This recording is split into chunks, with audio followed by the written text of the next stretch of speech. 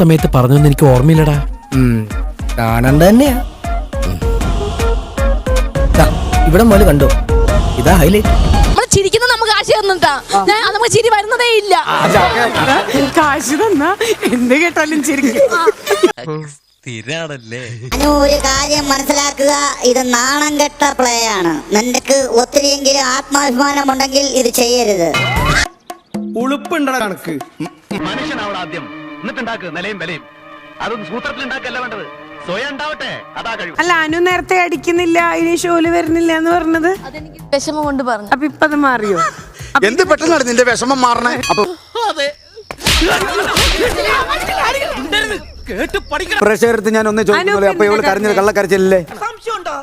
അനു ഈ അടിച്ചത് അല്ലെങ്കിൽ ഇപ്പൊ കരഞ്ഞത് കള്ളത്തരാന്ന് തോന്നുന്നവരൊന്ന് കൈമുന്തിക്കൂ.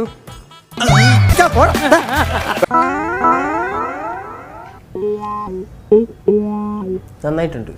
പാനൽ പറയുന്നു അനുവിന്റെ ഇത് അഭിനയായിരുന്നു, പെട്ടെന്ന് ആ കറച്ചിൽ നിൽക്കുന്നു, അനു കള്ളച്ചിരിച്ചിരിക്കുന്നു. അപ്പൊ പാനലിന്റെ ഒരു ഡൗട്ട്, ഇവിടെ ആരുടെയും സപ്പോർട്ടില്ല, അപ്പൊ അനുവിന് ഒരു അടിയും കൂടെ കൊടുക്കണം എന്നാണ് പാനലിന്റെ മാത്രമല്ല ചാനലിന്റെ അഭിപ്രായം. എന്നാണുണ്ടോ നിങ്ങൾക്ക്? എനിക്കും തോന്നിയത്. അഹങ്കാരി. ലക്ഷ്മി, എനിക്ക് തല്ലണ്ട, കാരണം അവള് കരഞ്ഞല്ലോ, എനിക്ക് അത് മതി. എനിക്ക് തല്ലണ്ട. എന്ത് മനുഷ്യനാണോ? നിന്നെ പോലെ നാണം കെട്ടവരല്ല ഞാൻ.